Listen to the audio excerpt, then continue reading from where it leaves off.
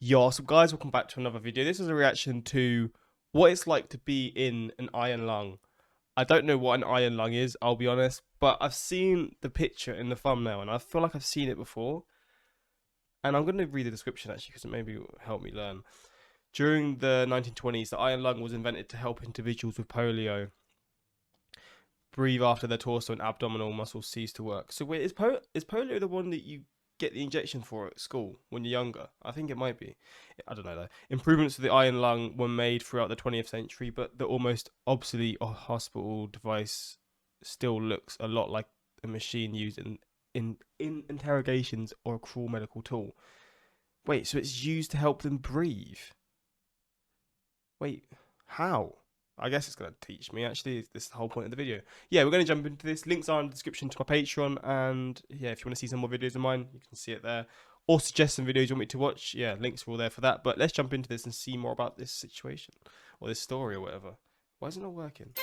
While the United States of America has been polio-free since 1979, the disease had devastating effects on those unfortunate enough to contract it before the vaccine. So it is the vaccine. It is one that you get in school. What actually is polio? How do you get it? He's probably going to talk about it, but I want to just search it up just to make sure so I remember. What is polio?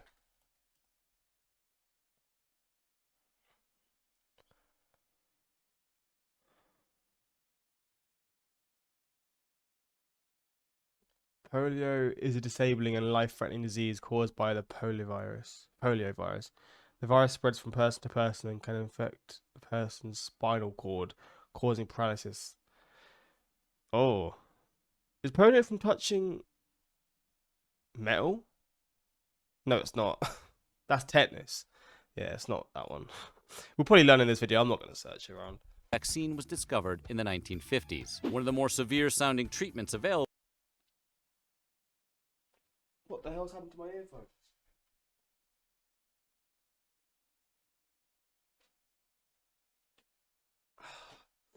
Is it working now? Was a staycation in a medical contraption called the iron lung. Daunting as it might sound, occupants in the lung described the experience as, mostly okay. Today, we're looking at what it was like to be in an iron lung. But before we do, be sure to subscribe to the Weird History channel and let us know what archaic technology you would like to hear about. Now breathe it's deeply. Just a lung for we're you. going in. I'm under the assumption that it's just literally just. I mean, it said it in the description. It's just made your body breathe for you, pretty much. Polio weakens the nervous system, and while many exposed to the virus experience no symptoms, there are the unfortunate others who experience fever, stomach upset, and pain. Extremely rare cases of polio, however, that target the spine and brainstem can lead to the real nasty stuff: numbness, stiffness, and even paralysis. A vaccine for the malady developed in the 1950s. What is happening with my earphones? What the fuck, man? I literally just bought them and they're just bugging out. You probably can't hear it, but they're going so weird.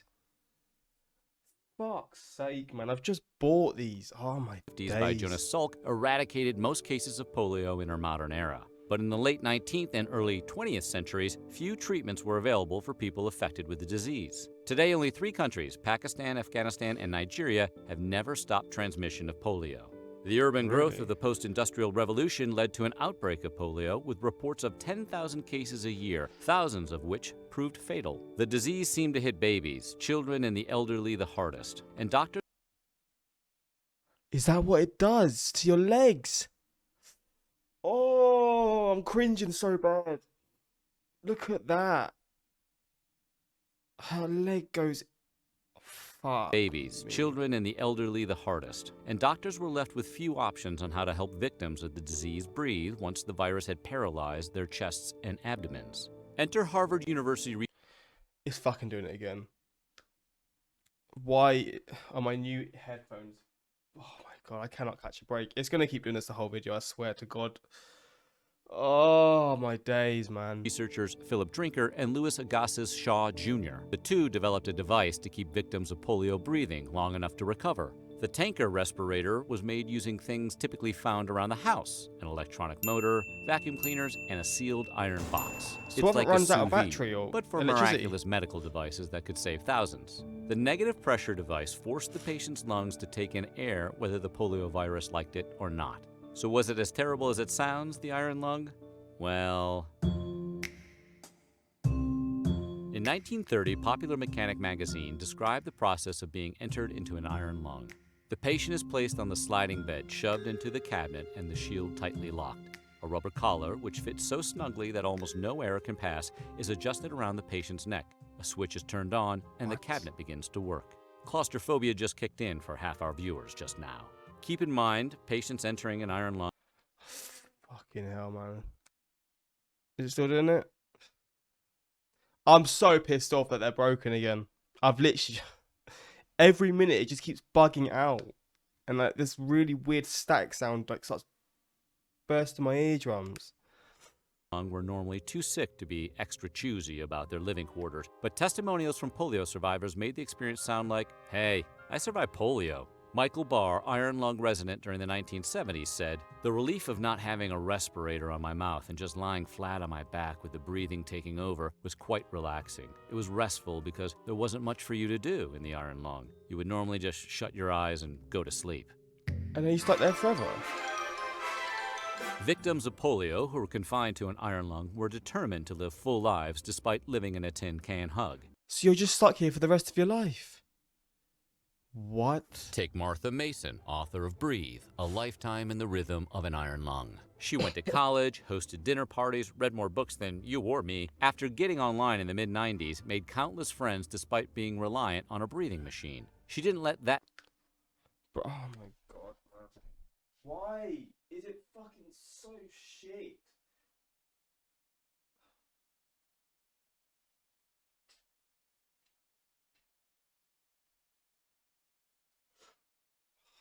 Is it going to work now? That deter her from living a very full life. Neither did Paul Alexander, who told CBC Radio, Bruh. What's happened to you? I mean, I know what's happened to you, but you do not look happy in life. he adapted his lifestyle to the iron lung, or could make the iron lung adapt to his desires. Alexander talked that talk and graduated from law school. Being confined to an iron lung didn't stop people from living full lives, mainly because you weren't necessarily confined to anything. The medical device was meant as a stop-in for patients having difficulty breathing after paralysis of the upper body due to polio. Typically, a stay in an iron lung was a brisk 2 weeks, allowing the body ample time to recover fully from the disease. The iron lung could be revisited on a need-to-use basis indefinitely in more severe cases where breathing was hindered permanently or after complications from post-polio syndrome. And yes, a very small handful still do to this day. Our buddy attorney Paul Alexander took his iron lung with him to college. It became like a party trick to him. Paul gained tons of friends who all wanted to find out what the deal was with the guy with his head sticking out of a machine.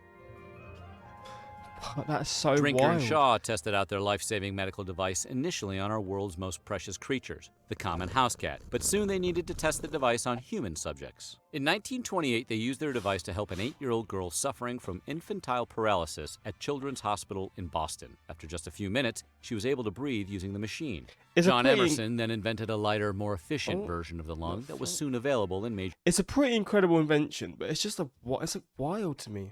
I would have never thought of anything like this, but yeah, for these times, it's a really insane invention. cities with children's hospitals like Philly and Chicago, where entire rooms were devoted to house iron lungs in order to treat multiple patients at once.